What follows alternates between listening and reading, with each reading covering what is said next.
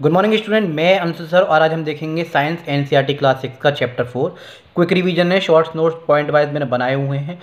मैंने कहा था एएमयू जेएमआई वालों के लिए बहुत इंपॉर्टेंट क्लास है, उन्हीं के लिए नहीं इंपॉर्टेंट क्लास है, खास करके जो फर्स्ट टू 10th लेवल का कंपटीशन का जो भी एग्ज़ाम जो है क्रैक करना चाहते हैं, तैयारी कर रहे हैं, वो भी आराम से कर सकते हैं। जो स्कूल में पढ़ रहे हैं वो भी, और जो कंपटीशन की तैयारी कर रहे हैं वो भी, 6, 7, 8 की जिन्हें एनसीईआरटी पढ़नी है वो आराम से जो है तैयारी कर सकता है। और खासकर AMU JMI UP TET CTET NEET KVS, ठीक है, इन सब की जो भी तैयारी कर रहे हैं वो भी आराम से जो है यहाँ से कर सकते हैं, क्योंकि 6, 7, 8 का वहाँ पे आता है। सुपर टेट वगैरह का जो भी है वो भी यहाँ से तैयारी कर सकते हैं। साइंस का चैप्टर 4 है। 3 प्लेलिस्ट मैंने बनाई हैं फर्स्ट 6, 9 की। 3 प्लेलिस्ट बनाई हैं मैंने एएमयू के लिए। मैंने कहा था एक तो आपको चैप्टर एक्सप्लेनेशन की मिलेगी जिसमें 20 चैप्टर हैं साइंस के। इसके अलावा एमसीक्यू मिलेंगी एक प्लेलिस्ट, और ये है एक क्विक रिवीजन की। अगर इनमें से कुछ छूट जाता है तो क्विक रिवीजन में हम जो है पूरा कर लेंगे।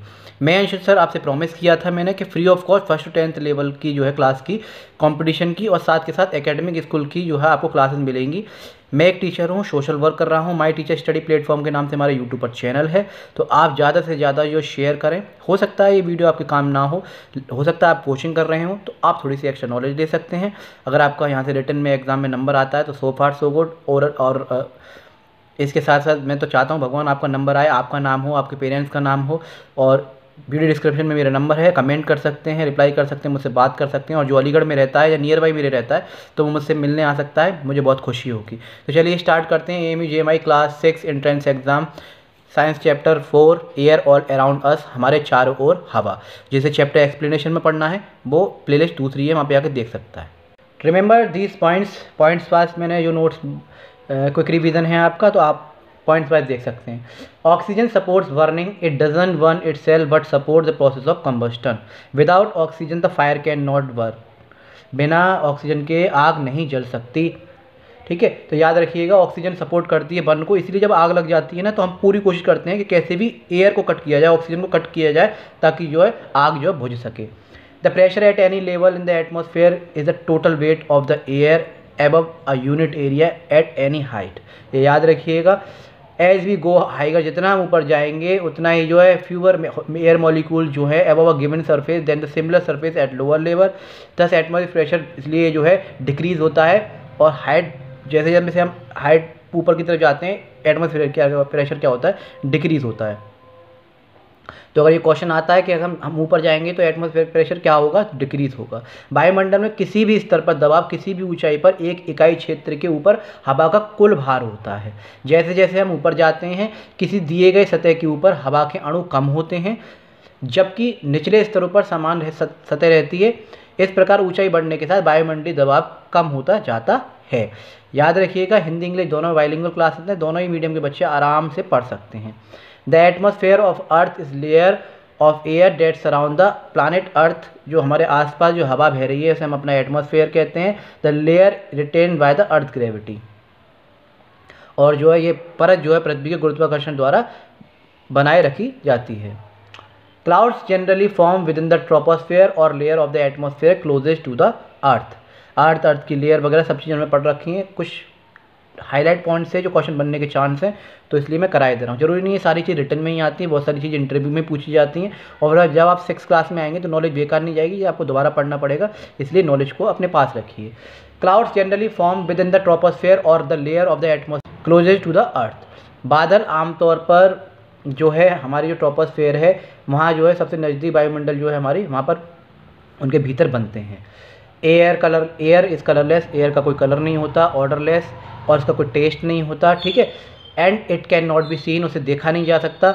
One can touch air but he can feel, उसे छुआ भी नहीं जा सकता लेकिन फील किया जा सकता है। But the air is matter and his has मास, उसका मास भी होता है। मैंने 4 प्रॉपर्टी बताई थी, उसका मास भी होता है, उसमें स्पेस भी होता है, ठीक है, उसमें वेट भी होता है। ये सारी चीज़ मैंने आपको बताई थी। हवा रंगहीन होती है, गंधहीन होती है।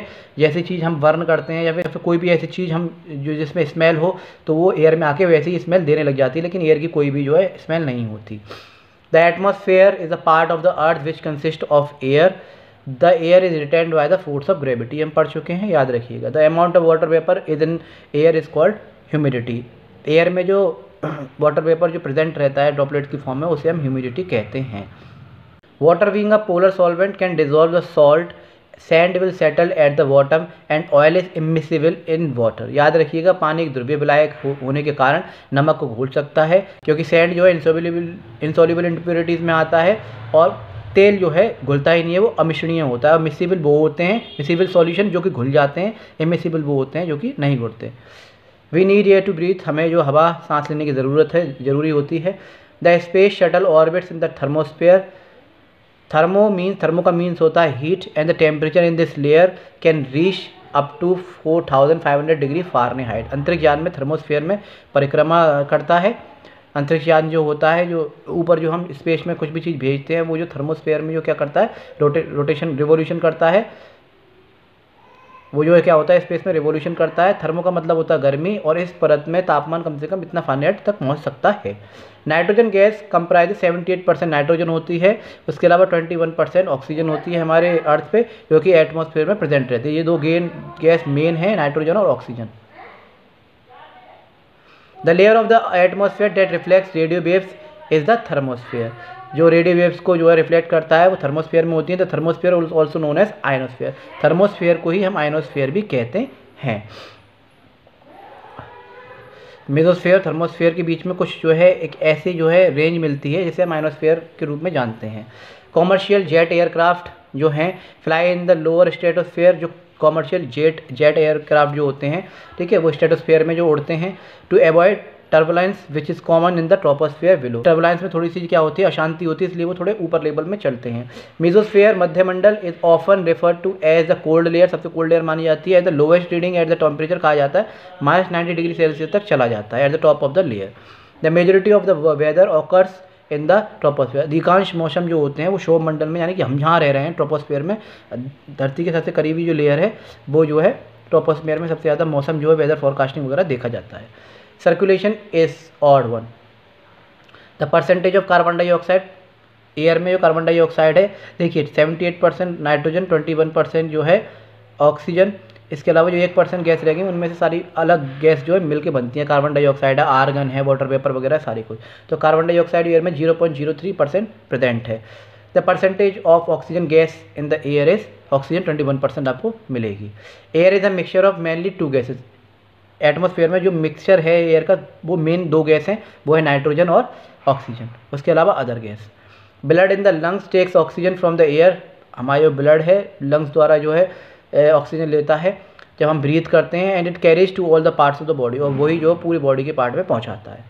द एक्सोस्फेयर जो सबसे बाहर वाली जो परत है, लेयर है अर्थ की, is the outer most layer of the earth atmosphere. It extend from altitude of about 700 kilometre above sea level से 700 किलोमीटर अबव शुरू हो जाती है और 10,000 किलोमीटर तक ये वेरी करती है। Where merges into the solar wind. When we breathe, जब हम सांस लेते हैं, we take in fresh air, this is called inspired air और इनहेल्ड एयर। जब हम सांस लेते हैं तो सांस को लेना, इनहेल्ड करना, और बाहर निकालना जो है क्या होता है, एक्सहेल्ड करना। देखिए फ्री ऑफ कॉस्ट क्लास है, ज़्यादा से ज़्यादा आप शेयर कीजिए प्लीज़, क्योंकि हर किसी के पास कोचिंग के लिए सफिशिएंट मनी नहीं है। तो मैं अपनी तरफ से सोशल वर्क कर रहा हूँ। शेयरिंग इज़ केयरिंग, नॉलेज जो है ज्ञान बांटने से बढ़ता है।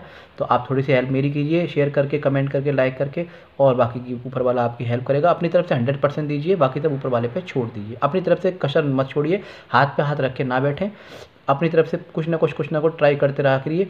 आपको जो है मंजिल तक, आप अपने एम तक जरूर पहुँचेंगे, और अपने पेरेंट्स का और अपना नाम ज़रूर करेंगे। The ozone layer is a region of Earth's stratosphere that absorbs most of the sun ultraviolet radiation.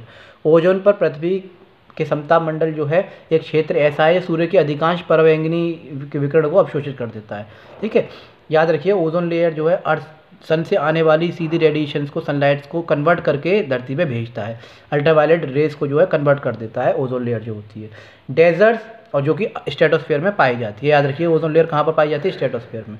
Desert are, और अब हम पॉल्यूशन इतना कर रहे हैं कि वो ओजोन लेयर भी धीरे धीरे क्या हो रही है, डिप्लीट होती जा रही है। अब समझिए अगर ओजोन लेयर डिप्लीट हो जाएगी स्ट्रेटोस्फेयर में, तो सन की रेस सीधी पड़ेंगी हमारे ऊपर, और हमें जो है स्किन कैंसर वगैरह जैसी बीमारी देखने को मिलेंगी। तो कोशिश कीजिए पॉल्यूशन कम फैलाइए, एनवायरनमेंट को साफ रखिए, अभी भी टाइम है। एफोरेस्टेशन करिए, प्लांटेशन ज़्यादा करिए, डिफोरेस्टेशन मत कीजिए। शायद बहुत सारी सुधार हो सकता है, वरना आगे वाली जनरेशन बहुत ज़्यादा परेशानी में आ सकती है। Desert are so dry that they have very low humidity, the measure of water vapor in the air. रेगिस्तान इतने शुष्क होते हैं कि उनमें बहुत कम आर्द्रता होती है, हवा में जल वाष्प की माप। अदर देन नाइट्रोजन और oxygen the composition of rest gas 1% होती है, मैंने ये बताया। बाकी गैस जो मिलेंगी वो आपको 1% मिलेंगी, इसमें से 78% नाइट्रोजन है, बाकी 21% ऑक्सीजन है, बाकी सब carbon dioxide, argon, water vapour वगैरह ये सब आपको 1% में मिलेंगे। Temperature, pressure and humidity all are important elements of the weather climate. Weather और क्लाइमेट के लिए तीनों ही बहुत ज़रूरी हैं, ठीक है। ये एक तरह से एलिमेंट्स हैं। अगर क्वेश्चन आता है वेदर क्लाइमेट के एलिमेंट्स क्या क्या हैं, टेम्परेचर, प्रेशर और humidity. The temperature is the basis of all this as all the other element directly और indirectly depend upon it. Air pressure is the weight, air pressure वो weight है of the atmosphere का, जो कि pressing down on the earth it is measured by barometer. Air pressure को हम barometer द्वारा नाप सकते हैं। All gases are transparent and most are colourless. ज़्यादातर गैसेज जो है वो ट्रांसपेरेंट होती हैं, दिखाई नहीं देती, और कलरलेस, उनका कोई कलर नहीं होता है। The gas with colour are fluorine and chlorine which are pale yellow, green, bromine and nitrogen dioxide which are reddish brown and iodine which violet. सभी गैस पारदर्शी होती हैं और अधिकांश रंगहीन होती हैं। रंगीन गैसें जैसे कि फ्लोरीन और क्लोरीन हैं, जो हल्के पीले हरे रंग की होती हैं। याद रखिएगा, क्लोरीन और फ्लोरीन का अगर कलर पूछा जाए तो हल्के पीले रंग की होती हैं। ब्रोमीन और नाइट्रोजन डाइऑक्साइड जो है लाल भूरे रंग की होती हैं, और आयोडीन जो होती है वो बैंगनी कलर की होती है। But these colorful gases with color are not found in the atmosphere. The gases found in the atmosphere are nitrogen, oxygen, argon, carbon dioxide, trace amounts of neon इनमें neon, helium, methane, krypton and hydrogen as well as water vapor, ये सभी पाए जाते हैं, थोड़ी थोड़ी मात्रा में होते हैं। The envelope of gases surrounding the earth is atmosphere. पृथ्वी के चारों ओर जो गैसों का आवरण है उसे हम अर्थ का एटमॉस्फेयर कहते हैं। The actual waste is found in the air. वास्तविक भार हवा में पाया जाता है। ड्यूरिंग फोटोसिंथेसिस, फोटोसिंथेसिस के दौरान प्लांट जो है एनर्जी लेते हैं सनलाइट से, अपना फूड जो प्रिपेयर करते हैं। कार्बन डाइऑक्साइड ले लेते हैं, एंड वाटर और शुगर भी ऑक्सीजन वगैरह को निकाल देते हैं। वाटर, शुगर, मिनरल्स वगैरह सॉइल से ले लेते हैं। और प्लांट जो है दिन में अपना फूड जो बनाते हैं, क्योंकि सनलाइट जो है दिन में ही मिलती है, रात में नहीं। The ozone layer is natural layer है गैस की, स्ट्रेटोस्फीयर में पाई जाती है। एटमॉस्फेयर को प्रोटेक्ट कर रही है, ह्यूमंस को प्रोटेक्ट कर रही है, अदर लिविंग्स ऑर्गेनिज्म को प्रोटेक्ट कर रही है अल्ट्रावायलेट रेडिएशन से, जो कि सन से आती हैं। Air is matter so it occupies space and has a mass. Space भी होता है एयर में, मास भी होता है, वेट भी होता है, याद रखिएगा। और without air the fire can not burn. Without oxygen के एयर फायर नहीं जल सकती है। 4 प्रॉपर्टी हैं एयर की। Thermo refers to heat. Question आता है थर्मो किससे रेफर करता है, हीट को। थर्मो का दूसरा नाम एक तरह से heat. Air pressure is measure, barometer एक इंस्ट्रूमेंट होता है जिसके द्वारा हम एयर प्रेशर नापते हैं। जैसे कि आप वहाँ हवा वगैरह डलवाने जाते हैं साइकिल में, तो उसके बाद एक वो होता है जैसे हवा को वो मेजर करता है। द फर्टिलाइजर्स होते हैं, कुछ जो खाद होते हैं ह्यूमन मेड। इस एमोनिया हो गया, इज प्रोड्यूस बाय हेवर वॉश प्रोसेस। हेवर वॉश प्रोसेस के द्वारा वो जो तैयार किया जाता है। इन दिस प्रोसेस, इस प्रोसेस में नेचुरल गैस जो होती है CH4 usually supplies the hydrogen and the nitrogen N2 is drive from the air. During photosynthesis 38 point है। फोटोसिंथेसिस के दौरान plants use the energy, plant जो है एनर्जी को यूज़ करते हैं सन से, उसको चेंज कर देते हैं वाटर और carbon dioxide into a sugar called glucose. Sugar को कन्वर्ट कर देते हैं ग्लूकोज में। Glucose is used by plants for energy. फिर ग्लूकोज को कन्वर्ट करने के बाद प्लांट्स जो है उनसे एनर्जी ले लेते हैं to make other substance like starch.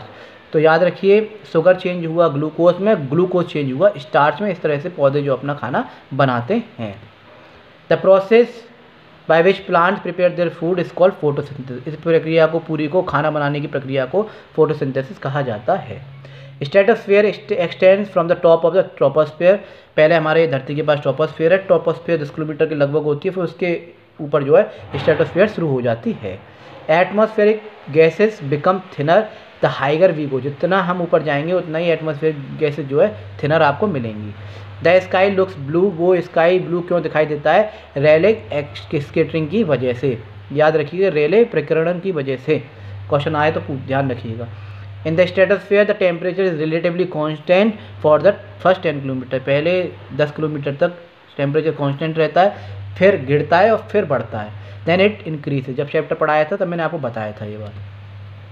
Meteors once in the एविडोस्फीयर। मध्य मंडल में आके जो मेट्रोइड्स वगैरह होते हैं वो क्या होते हैं, जल के राख हो जाते हैं। O is the formula of ozone. The equator gets the most direct rays. Equator पे जो है सन की रेस डायरेक्ट पड़ती हैं, क्योंकि सन का जो फेस होता है वो डायरेक्ट वहाँ पे पड़ता है, इसलिए। नॉर्थ पोल और साउथ पोल पे जो है सन की लाइट नहीं जा पाती, क्योंकि वो इस तरह से जाती हैं तो वहाँ तक कॉर्नर्स तक नहीं पहुँच पाती। हमारी पृथ्वी है, इक्वेटर पर डायरेक्ट रेस पड़ती हैं और नॉर्थ पोल साउथ पोल पर नहीं जा पाती। Cool sinking dry air is the characteristic of high pressure, ठंडी डूबती शुष्क हवा उच्च दाब की विशेषता होती है।